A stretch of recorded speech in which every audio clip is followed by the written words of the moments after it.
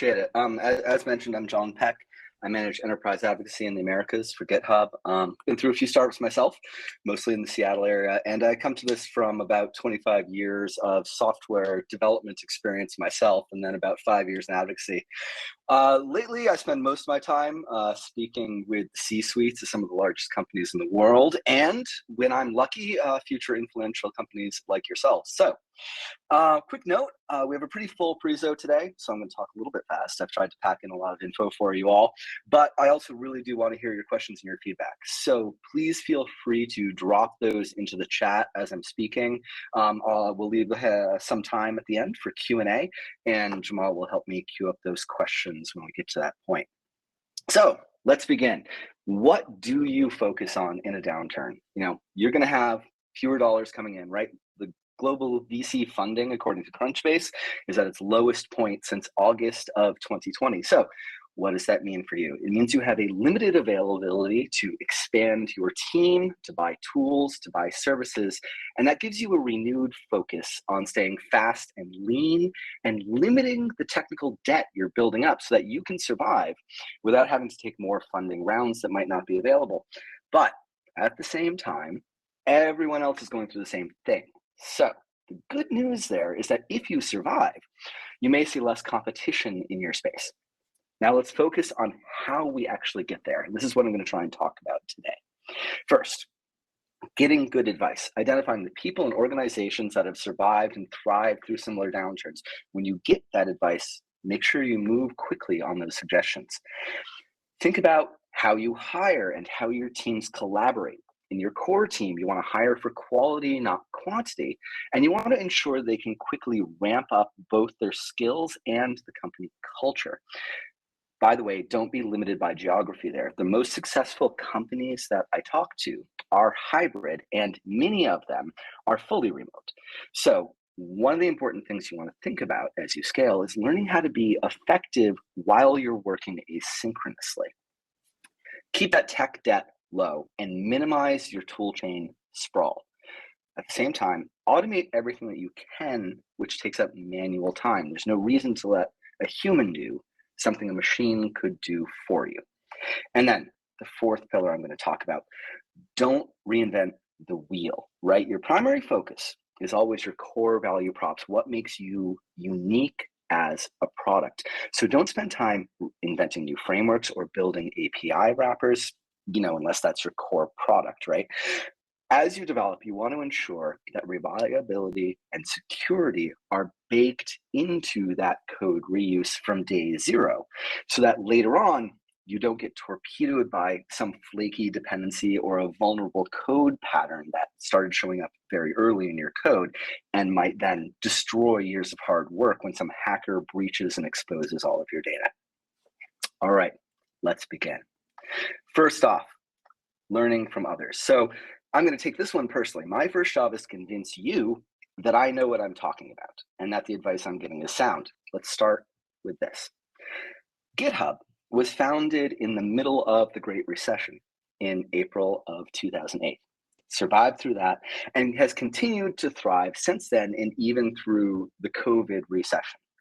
We're now the largest developer platform on the planet. We host over 83 million developers, somewhere between 200 and 300 million projects, depending on how you count them. And we serve 90% of the Fortune 100. We're home to some of the most well-known and some of the fastest growing companies. And we don't just host code, we provide complete end-to-end DevOps capabilities, as well as personalized advice and thought leadership to those companies. What do I mean there, by the way, when I say end-to-end DevOps? What does it get you? Why should you listen to this, right? Historically, many companies have grown their technical capabilities by simply tacking on additional tools brought from a breadth of different vendors or sometimes built in-house. And often those different teams within a company make radically different decisions, meaning that everything from where's the code stored to how do we deploy our product to what security scans do we run, those can vary widely across the company. This leads to a huge amount of friction and technical debt later on. And that problem goes beyond technology. Isolated teams with different stacks don't collaborate well, meaning that knowledge doesn't spread from one team to another. Individuals don't learn from each other, and resource sharing is massively limited. You can't pick a developer up out of one team and have them work on something else because it's a completely different technological environment. So individuals get pigeonholed, their work is redundant or sometimes even conflicting, and all of that slows the company's progress. Now, you as a startup, you have the opportunity to nip this problem in the bud and immediately realize benefits that some of these large enterprises I talk to won't be able to attain for decades, if ever. You're going to be able to spin up new projects and onboard new team members 100 times faster than the competition. You'll be able to ship new features to your customers 1,000 times more often. And you're going to be 10x more sure that the apps you ship are vulnerability free. Consequence of all of this, adopting this end-to-end DevOps methodology means that you will experience much, much faster revenue growth. So let's start that journey. Gone are the days when a single programmer working in a dark room for weeks on end will come out with a fully functional, best of breed tool without consulting any of their peers. In reality, it never was that way. Trust me, I know, I was there. Projects built in isolation usually fail. And the longer we go without exposing our work to the team or even to our customers, the more missteps and problems that product is going to have. So what we need to do is we need to collaborate early, we need to collaborate continuously throughout the development process, and we need to ship to learn. Our advice for most companies is that they should agree on a common set of core tooling for code collaboration, automation, and security. Teams, individual teams, can always tack on their favorite additional tools for one-off because they have a legacy thing that they like to incorporate.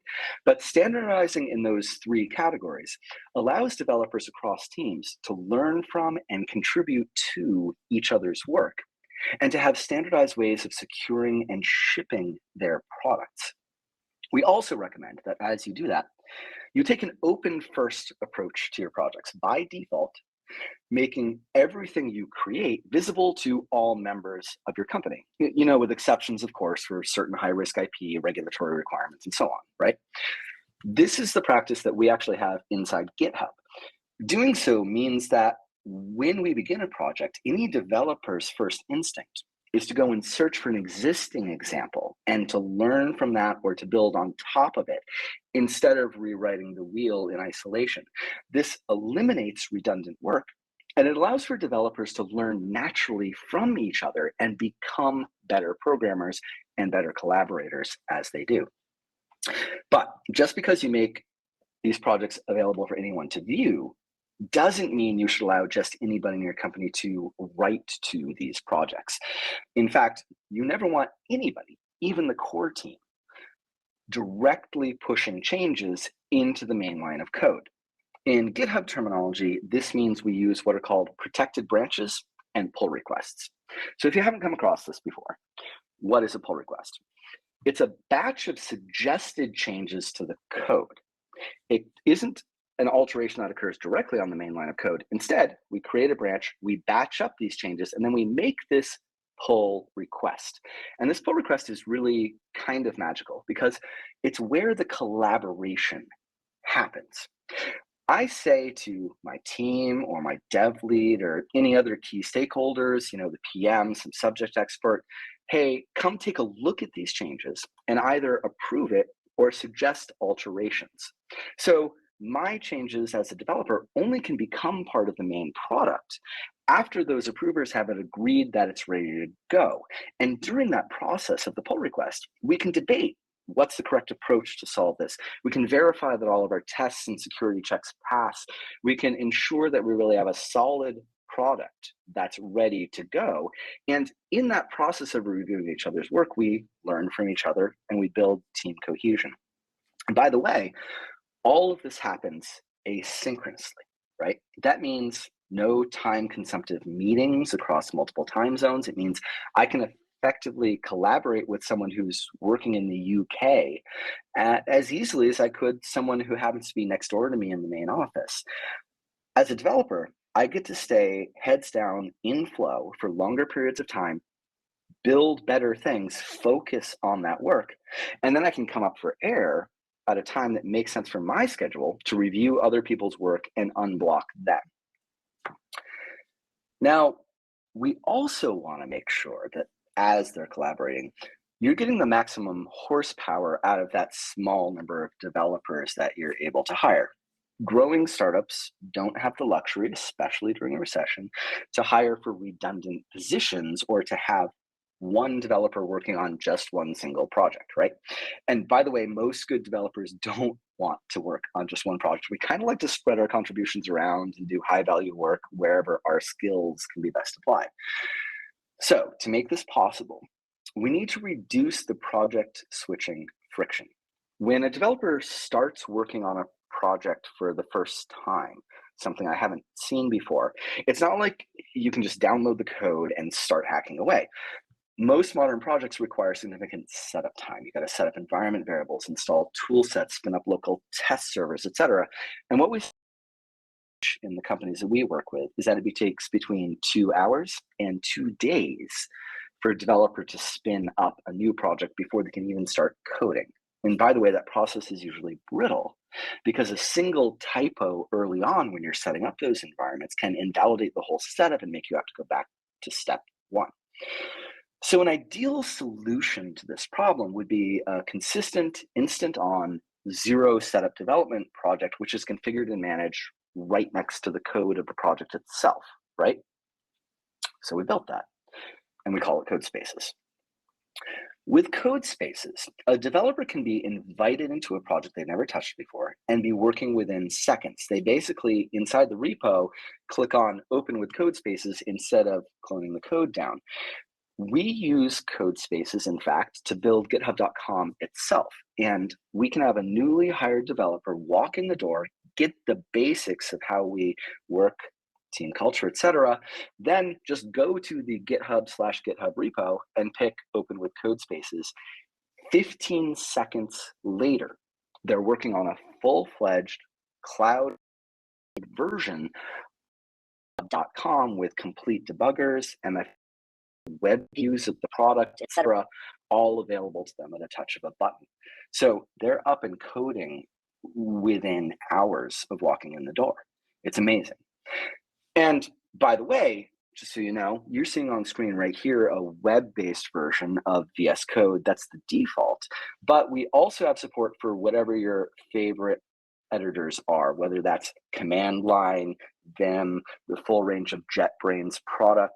Your developers don't have to change their preference of IDE just to be able to take advantage of these cloud scale development environments. Now, this has completely eliminated switching friction across GitHub, right? Any developer can work on any project at any time from any device at the touch of a button. I've even deployed production systems from an airplane device around with my daughter's Fire tablet. And I was still confident that my connection's properly authenticated, all my edits to the application are properly tested. I could preview them right there before pushing them out to production. By adopting code spaces as our standard across GitHub, we estimate a savings of 800 developer hours per week, just from that one change. And we're by no means alone on that. From startups to established companies, code spaces is quickly becoming the standard for shifting development into the cloud. And I'd be remiss, while I'm talking about all of this great development work, right, if I didn't also give a nod to project planning. We don't want developers to have to step out of the platform in order to know what to work on next, to see the long-term scope of a project, to see each other's timing for their work. So what we decided to do was build project planning right into GitHub.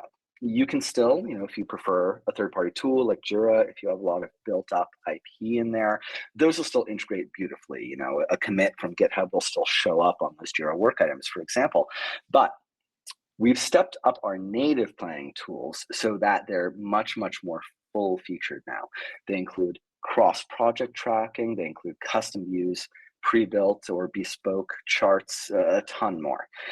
And what we found is that when planning is kept close to developers and close to code, all in the same tool set, there's less of a disconnect between what you want to do and what actually ends up getting done. It helps keep teams focused on and on track with their code, and it reduces friction between the planning process and the actual code development. That lets you bring your product to market much, much faster. All right, let's step on to the next topic. Get out of core planning and development experience and talk about automation, right? We have this motto at GitHub, you've probably heard it before: don't allow a human to do something that a machine could. Why? We know there are immense benefits to automation. First off, it allows developers to stay focused for longer. That is the double benefit of increasing productivity and of reducing switching time. Did you know it takes an average of 23 minutes to get back onto task after some kind of significant interruption? That's just lost time, aside from the fact that you have to work on something else, right? In addition, automation reduces manual error through configuration as code, because some versioned shared YAML file is going to have a much lower error rate than me by hand typing out commands on some console somewhere. I'm going to make a mistake somewhere in that. We've also found, though, that there are significant barriers to enabling that automation, right? If you have a separate tool that devs have to switch over to, or if you have a single team responsible just for managing the automation, those end up being bottlenecks. And processes don't get automated because it just takes longer to go over there, set it up, communicate with an external team, etc., than it would to just go and do it manually in the moment. So no one ever gets over that threshold and actually starts automating. We solve this by putting those automation capabilities, whether they're for small individual tasks or for core product development, CI/CD, etc., we put that capability close to code right in the hands of the developer. So they never have to worry about setting up a new machine to host a task, or checking to see if the environment variables in their CI/CD are identical to the ones they were using in their dev environment, or figuring out whether or not they have a machine out there that has the right OS or GPU resources to run whatever automation they need to do, right? Instead, they can just switch to another tab right inside GitHub. There's the code tab and there's the actions tab, right? When they do that, they have access to this built-in cloud-scaled automation capability called GitHub Actions. Every workflow they create is configured as a piece of version code, and it's stored right inside that same repository. So what that means is developers can know that that's going to be a reliable, reusable workflow. They can learn from and they can extend each other's workflows just like they would any other piece of code. They're all versioned. If a deploy goes badly for some reason, it only takes a single click to back up to the prior release and redeploy the correct version of code along with that log-step version of the CI/CD workflow that deployed it. So there's no searching around in multiple systems to see whether it was the app that caused the problem or the deployment environment configuration that caused the problem. You're good to go. It's all one single version. Now, in doing that, something to think about, right? We know as developers, you wouldn't go and build an application completely from the ground up with all new code, right? We use in our application development common web frameworks, other dependencies that really comprise 90% of our application. Those are all coming from open source resources, the dependencies and packages we depend on as the core of our development experience, right? And that allows us to focus on just adding that 10% of brand new code that we're writing ourselves, which is really high value, which represents the actual unique capabilities of the product we're creating, right? At GitHub, we feel that same principle should hold for automation. So yeah, there's a ton of open APIs out there for every service, and I could write directly against them, but that can be painfully slow. They're hard to understand. It's difficult to code directly against them in some cases. And often that code that we create by hand ends up being brittle because those service APIs we're using change pretty often, right? So right into Actions, we built this capability for you to leverage the power of open source for workflows. When you create any given workflow, you can put your own code and components in, of course, but you can combine that with anything taken from this library, what we call the Action Marketplace, of 15,000 components that are built by first parties, by open source development groups, etc. This is the largest marketplace of its kind. All of those components are free to grab and add in, and there's about 300 to 500 being added every single month. So it's also the fastest growing marketplace of its kind. What that means for you as a developer is that when you have some service provider or tool you want to integrate a piece of automation with, you're not stuck writing it all yourself. Odds are extremely good that you're just going to go out to the Actions Marketplace, search for that particular tool or service, copy a few lines of configuration code, which pulls in a third-party action, and utilize that directly. Now, lastly, one more thing on this kind of automation, right? When you take these actions and you combine them with the power of pull requests, this built-in automation really shines, because when a developer opens a pull request, asking for the code changes to be approved and merged into the main code base, the main thing that reviewers who come to look at it want to know is, does this code do what it intends? Is it free of vulnerabilities and flaws? And is it going to break the existing functionality? Pull requests allow you to integrate any workflow that you've created as a step in that pull request approval process, and to write out the results of those actions into a single page where reviewers can see any analysis that you chose to run with that automation.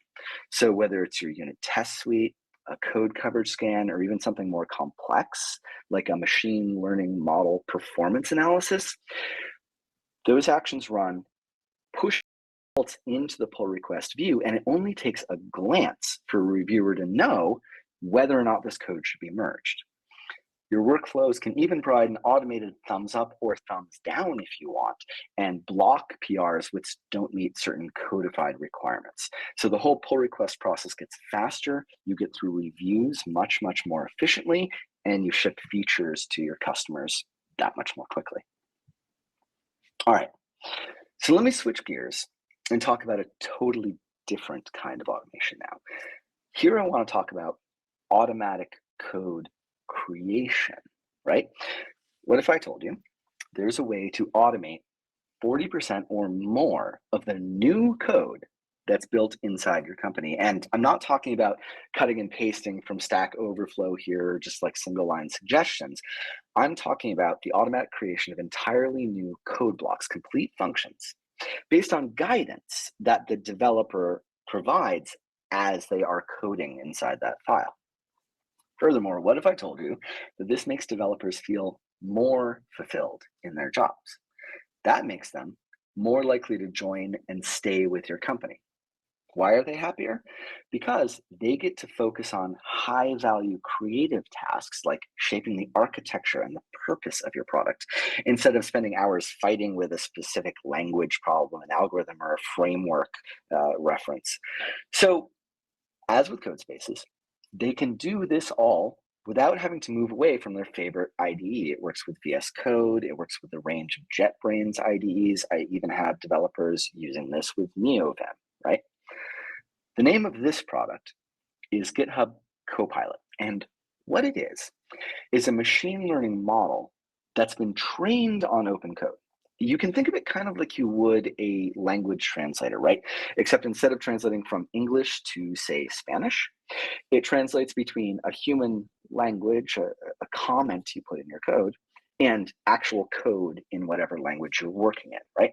So I can give a comment in my code like, find all the subscription plans in my Mongo database and render them as a web page. Or to take the example that's on screen now, I could say, find a web service out there to determine whether or not this text I'm going to give you is a positive sentiment, I love strawberries, or a negative one, I hate strawberries. It's going to generate brand new code fitting that description. There's an example on screen of one that it came up with to fit exactly that example. And this isn't just some cut and paste code from another source. It's actually a new function body that it's dreamed up to fit your needs based on what it's learned from reading through open code bases. It's going to provide you a dozen or so suggestions. You can pick the one which fits best, accept that suggestion, and then continue editing the code from there. So then the next question you're going to ask is, do we know that those suggestions are good? Do they actually speed up the developers? And do they do what they should? Well, I gave you that 40% number earlier, and that's a real number that came from our beta preview developers using CoPilot. They chose to commit 40% of their new production code as suggestions that came from CoPilot. So they thought it was good enough to become part of their production code. But we did want to validate that with an actual study. So what we did is we went out and we recruited 95 developers, gave them the task of writing a web server from the ground up. No cheating, no using Express.js, nothing like that. And we let half of them use CoPilot. Half of them weren't allowed to. Those who had CoPilot completed the task twice as fast and had about a 10% higher success rate on the task. So we take that as pretty good proof it's doing good work. Right now, CoPilot's available for individuals. You can go, you can pull it, you can test it out on your own projects. And that's coming to our GitHub Enterprise Suite within 2 months. So starting in 2023, all of your companies can basically expect to double your production speed. We really think that's going to help with your runway. All right, last topic, and then we'll move over to Q&A. All of this automation and collaboration I've talked about, this is great stuff, right? It massively speeds up the creation of my products.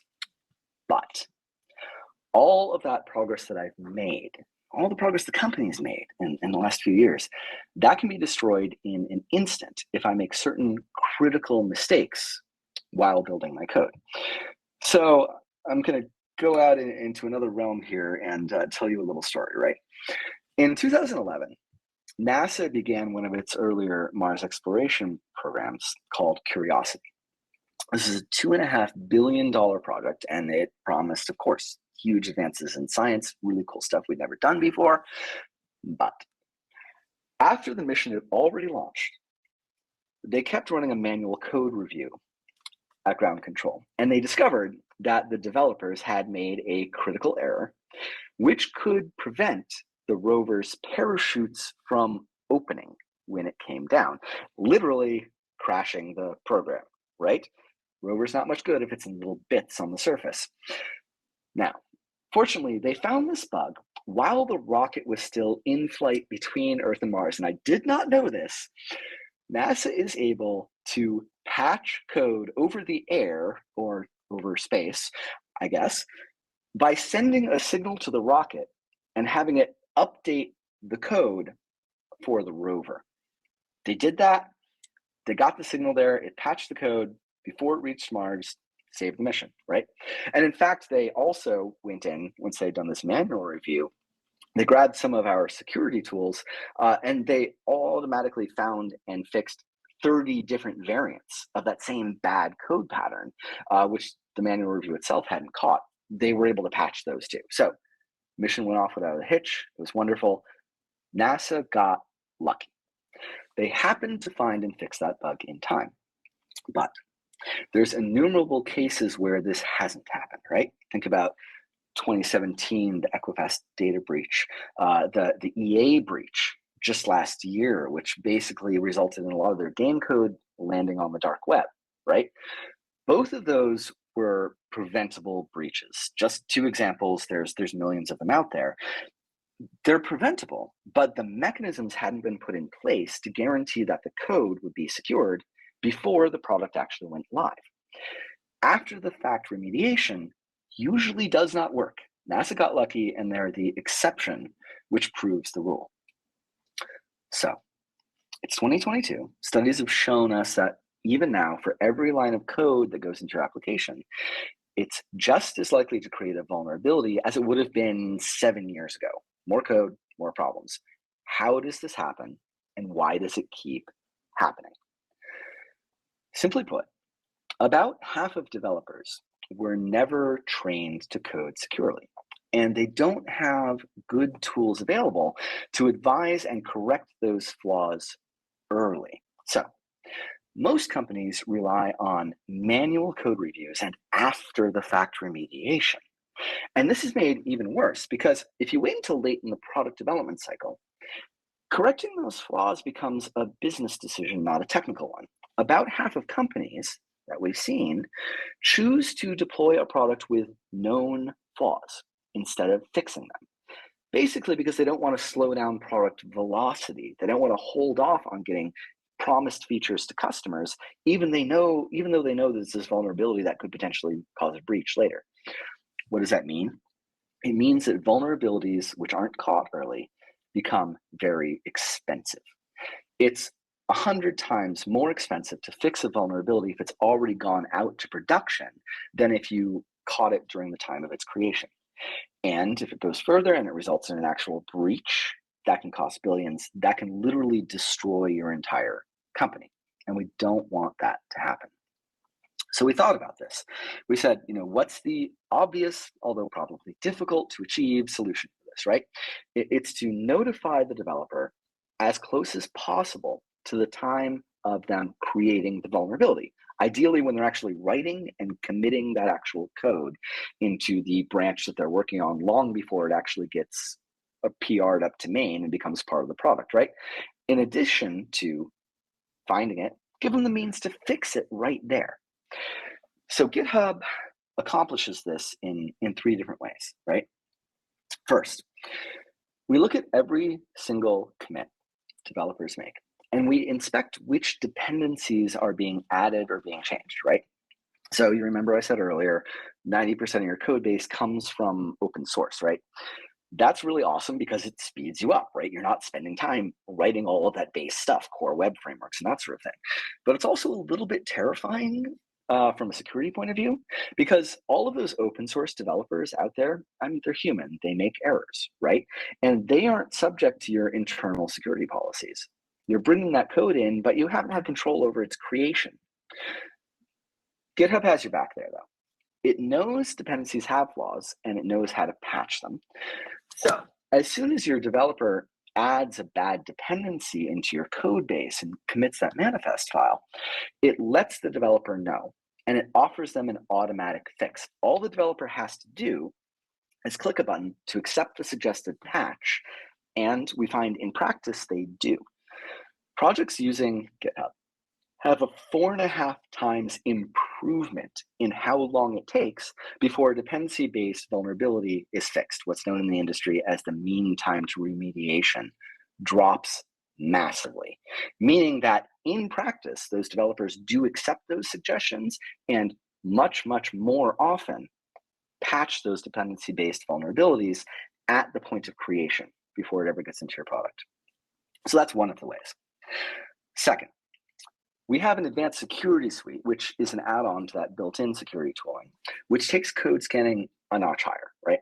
It looks at vulnerable patterns in new code that your developers are writing right now. It means that we're scanning every single line of code. We're looking for vulnerable patterns in each of them. This is the sort of thing that allows your developers to build really quickly without having to be paranoid that they're creating new security flaws as they go, right? It assures you that each line of code is checked for bad patterns, basically the whole LOS top 10 and a whole lot of stuff beyond that, and that developers are going to be notified whenever they've introduced a new vulnerability in that brand new code they're creating. And they're informed of ways that they could change that code in order to remediate those flaws.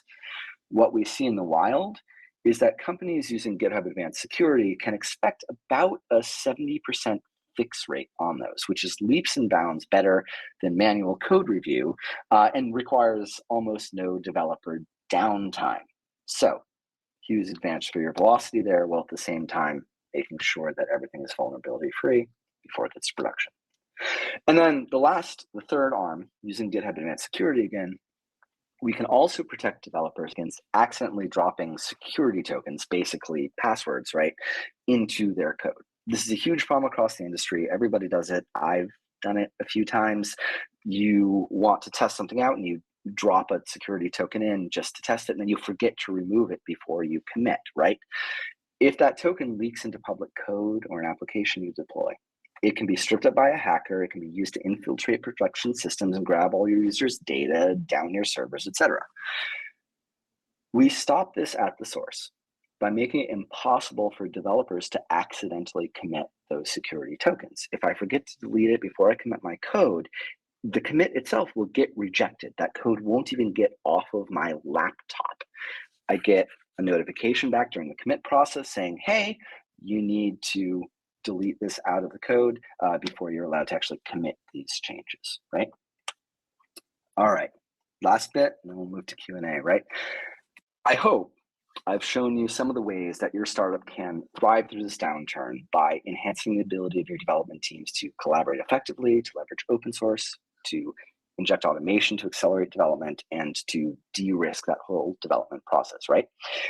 And the best part is, as a startup, you get to do this for free.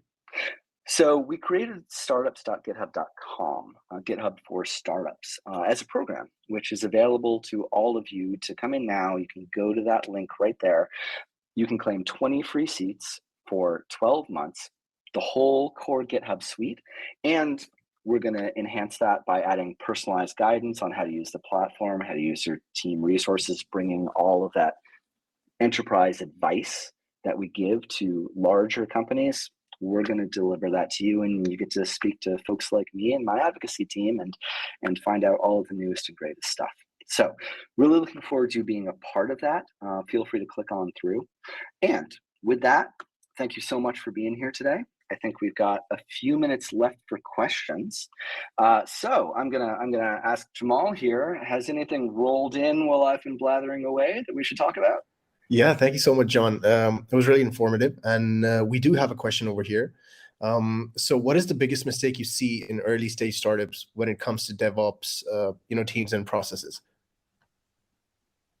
Yeah. That's a great question. I think there's two things. One of them I covered, which is, this tool proliferation, right? It's really easy to just be like, hey, I need another thing that does this, another thing that does this, another thing that does this. And that sounds great because it's fixing your problem right away. But what you're doing is you're building up a gigantic amount of technical debt. You're solving what's probably a couple hours of problems early on, and it's going to create company-wide problems in 6 months because you don't know where to find things. You have to integrate that whole tool set with every new thing that comes in, etc. So again, stay kind of single chain, right? The other thing is to be cautious of letting the personal opinions of powerful individuals inside the company dictate all of the technical solutions, right? If you're a CTO especially, it's your responsibility to be objective, to know that your personal experience isn't law and that other people's opinions matter because they've had different experiences and different breadth than you. So, we have another saying, right? Strong opinions loosely held, which means have ideas of what you think is great, be ready to talk about them, to champion everything that you think about, but also be really ready to switch those opinions and encourage other people to hotly and aggressively present their advice and their personal experiences so you can have a real debate about what the best decisions are. Don't spend all day doing it, but do enough of it early on that everybody's going to be comfortable you're really getting best in breed options for what you're going to move forward with your core dev stack. This was helpful, for everyone. And yeah, appreciate you all once again. And I'll see the attendees in the next session. And thank you so much once again, John. Appreciate it. For sure. Thank you all. Have a good one. Bye. Thank you.